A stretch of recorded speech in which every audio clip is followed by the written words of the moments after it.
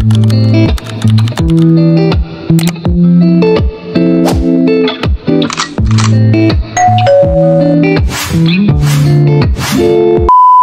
guys, so ayan, gagawa tayo ng another pack of kaag. So first, ilalagay natin ang egg. 3 egg. Ito yung pag nabibake ka talagang kailangan mo punahin yung egg kasi pag may something siya, pwede mo siyang tanggalin. Ito yung last na egg. Yan. So, ayan, may 3 egg tayo. Then, ito natin. Pantayin ko na lang ito guys. And salt. I want to put salt. Yan. Konti lang pang balance lang.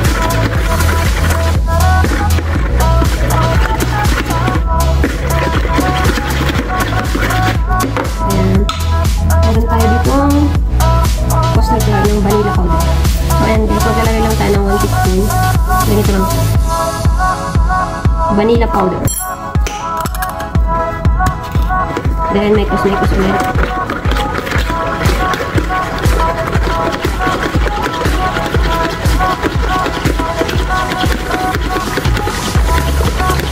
Hindi pa luto yung kusa natin.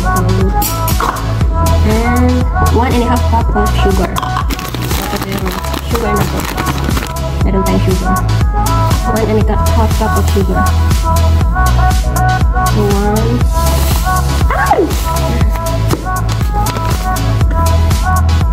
half.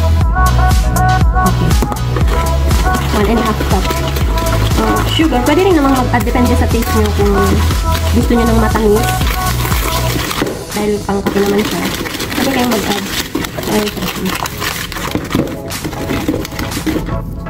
So, ayan. Gusto niya na siya guys.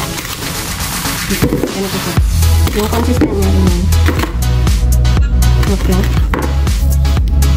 So, ayan guys. Tapos na tayo sa itlog, sa egg, sugar, and vanilla powder. So, ang next naman natin ilalagay ay milk. Kailangan natin ng milk na 1 and 1/4.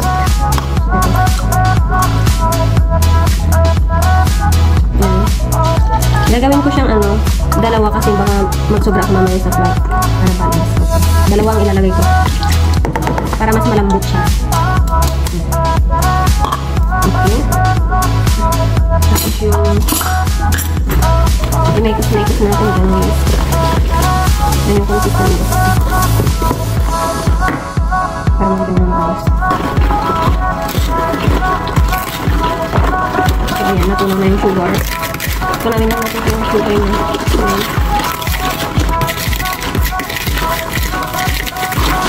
Ganito po yung gamit kong milk. Wala kong fresh milk.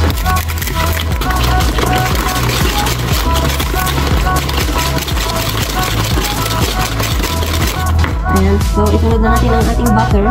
Ito siya. Unsalted butter lang po. Ito yung ating butter. Ano to? 1 and 1/4. Kailangan nyo itong butter na guys. Kailangan nyo ng ganito karaming quantity kasi pag hindi nyo sinunod yung butter niya, hindi magiging soft at magiging fluffy yung magiging tinapay natin. So, ayun.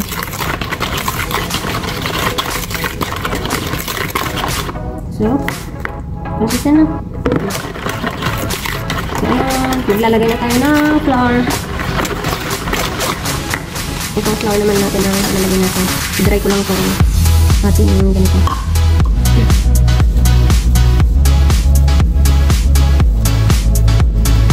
So, ayan, na-dry ko na. Kailangan ko ng 7, 8.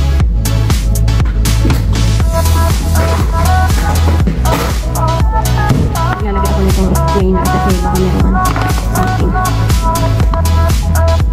1, 2,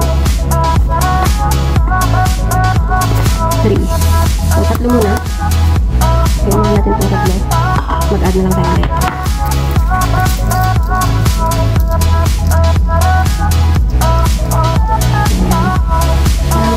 yung pinag-iwan mo. Ayan, 3 na. Tatlo na yan. Mag-ulit sila. Kasi yun ito 7 cups. 6 to 7 cups. Pero tansyahin nyo rin yung consistent ng dough nyo kung malambot na o kulang pa sa flour. Kasi minsan sumusobra ako nito. Minsan nagiging 8 to 9 cups siya. Ayan, so bali 5 na. Tapos na ito. Buksan natin yung bago. Buksan natin yung bago.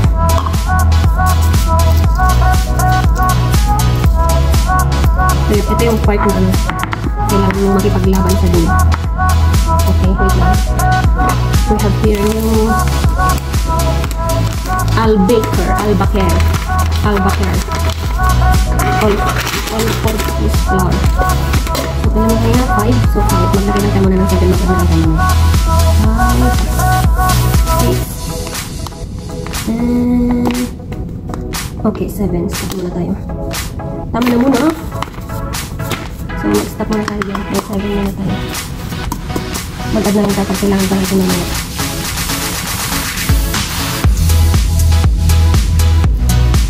Tcharam! So, ayan guys. Nagawa ko na ito. So, dito guys, hindi na natin ito kailangan itong whisk na ito kasi kailangan natin imano-mano. May dalawang ingredients pa tayong ilalagay mamaya. Ayan na siya.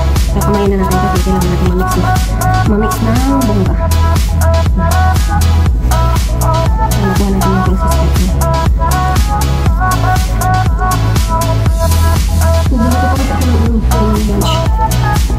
Ayan. Silip-silip din tayo sa ating niluluto na dito. O, diba? Nagigil na siya. So, I think I need more flour. So, bali hindi ko na siya itatapka kasi wala man tutulong sa akin. Kumbaga, tatansyahin ko na lang. So, ayan guys, ganito na siya. Imasin ko na maayos. So, kailangan ko ng maraming flour. Kailangan ko pa ng flour. So, hindi ko na siya ikakap kasi wala akong panghawak. Kailangan na, kasi ito. Tansyahin ko na lang siya. Okay, so wala kasi akong kasama tutulong sa akin para mag-ilagay sa cupcake. Ganito ako guys pag nag-bake ako. Hindi ko nilalagay yung exact na total ng flour.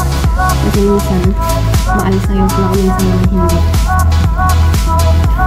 Katulad nito, magtira talaga ako ng pang additional para mas maganda kasi yung nagpa-add ka kaysa yung sumobra ka sa flour. Kasi pag sumobra ka sa flour, babalik ka sa mga liquid ingredients. Mas okay na yung sumobra ka sa liquid kaysa sa solid ingredients. So, ayan. Kulang pa to guys. Kung nakikita nyo ganyan pa siya, ma-sticky pa siya, kulang pa siya. So, ganyan pa natin. Kasi kailangan natin makuha yung consistent na hindi na siya nagdidikit-dikit. Yung consistent na pag hindi na dumidikit sa kamay mo, yan pwede na. Kaya sinasabi ko sa inyo, pag gumawa kayo nito, magtira kayo ng flour na pang finalize. Kumbaga wag nyo itodo yung flour mo para makita nyo yung kalalabasan kung kulang pa, di mas maganda yung magdagdag pa. Hindi ko na ikakat yung video para makita nyo talaga yung process mo. So ayan, kulang pa din, medyo pa siya, meron pang konting digit-digit, so mag-add pa ulit ako. Ayan, tansyahin nyo lang guys, huwag masyadong sobra sa flour kasi hindi na siya magiging smooth. I-rest pa kasi natin ito ng ilang oras, mga 2 hours. Pag na-rest kasi siya ng ilang oras, mas maganda, mas magiging smooth yung dough pag na-rest siya maayos. Ito ay dough. Pwede siyang gawing pandesal, pwede siyang gawing Spanish, pwede rin siyang gawing basta yung mga tinapay natin na parang sa kanya. O, kita nyo? Diba? Nang wala na yung dikit-dikit na. Diba? Ang ganda na. Ito na yung sinasabi ko sa inyo, consistent ng dough. Pag nawala na yung dikit-dikit, okay, malinis na. Wala nang dumidikit sa kanya. Pwede ka nang gamitin yung hands ko. Diba? Yan ang sinasabi kong tamang consistent. So, ilagay na natin yung pang-final. Pampaalas na natin sa sungkisan na siya. Lalagay tayo ng candy at baking powder. So, mag-start muna tayo dito sa candy. Here's my spoon. Ito yung pampalasan niya guys. Yung para maging amoy tinapay siya. Ito siya. Ganito siya. Powder. Nakalimutan ko kung ano ito basta. Yan. Yan na yung powder niya. ito pabango to para maging amoy tinapay talaga. Tapos yung candy. Wait lang. Mag-skip muna ako sa candy kasi need ko siyang durugin. Wait lang. Ito. Ganito kasi yung candy guys. Kita nyo to? Ito yung candy. Mix. Ang tawag nito mix. Mix. Silent K mix. Dudurugin ko lang siya. Ano din ito? Ano ito?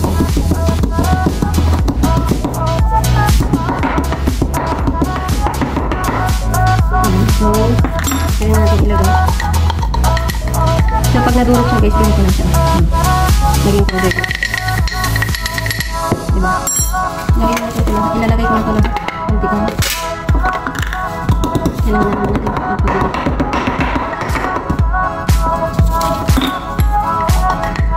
Ilalagay ko lang lahat. So, I need baking powder.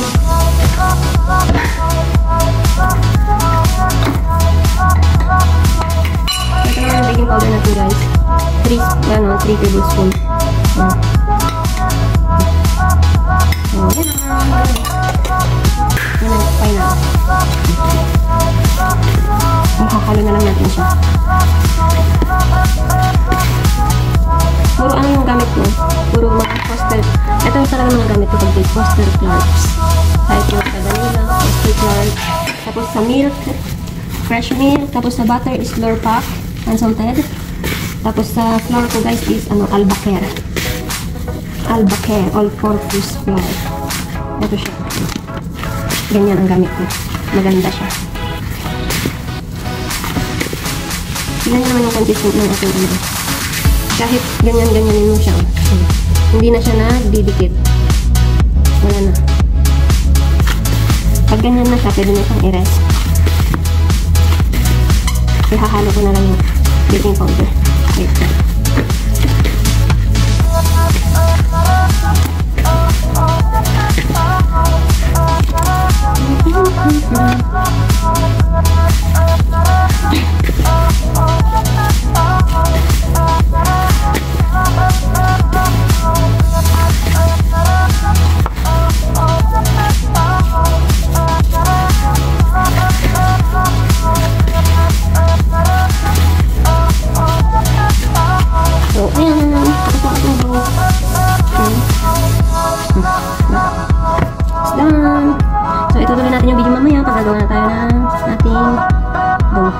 Ng ating tinapay. So ayan, dahil na-rest na natin ng 2 hours ang ating dough, ilalagay na siya natin dito para makapag-mold na tayo. Okay, so ayan, ilalagay natin siya sa mga tayo. So ito na ang ating dough. Lumaki na siya guys, ito na siya. So ating ginawang dough. Okay, malinis. So di ba ganda niya? Ito yung magandang dough. Super fluffy. Ito naman, napakaganda.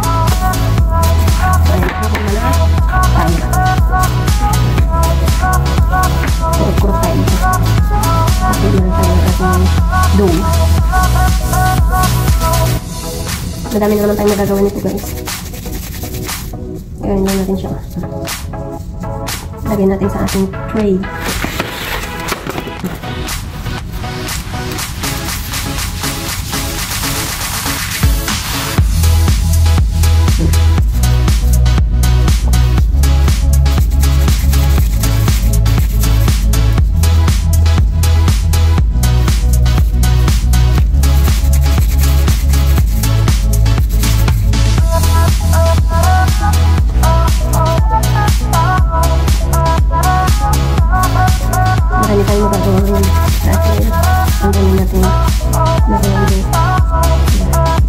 Actually guys, mahirap siya pag naka-gloves ka. Makatanggalin ko na ito naman. Kasi hindi ko siya nakagigit ng maayos. Hindi, tatanggalin ko ito kasi hindi siya pwede. Hindi siya madikit. Ayun, so nagsugas na lang ako ng kamay. Mas mainam kung ganito. Mas mabilis ako, hindi ko kaya yun. Mas mabilis pag ganito. Mahirap mag-move pag naka-gloves. Ayun ko. Hindi ko masyadong tuyot yung kamay ko. Kailangan dito yung langis para hindi siya magdikit-dikit. Diba? Mas mabilis ang mag-move. Ayun sa kamay.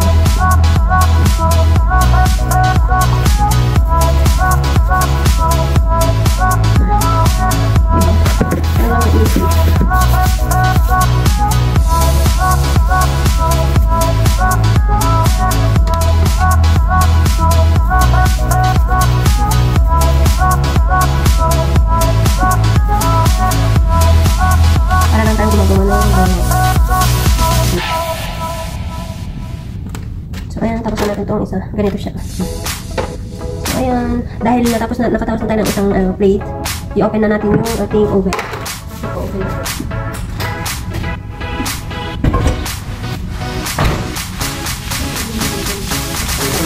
Okay. Ayan, ilalagay natin.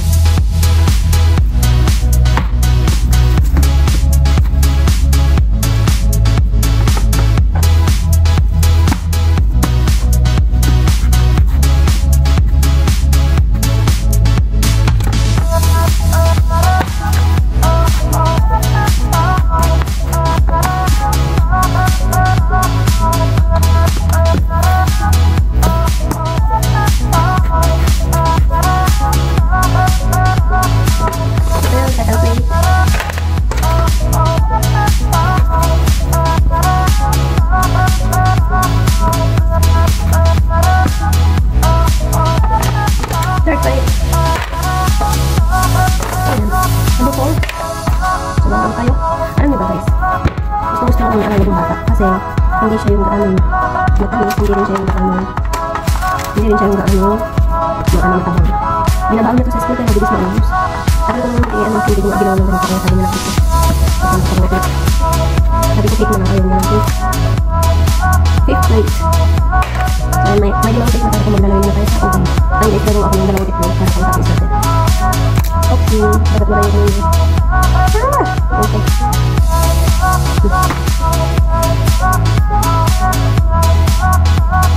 Tinanggal natin yung white.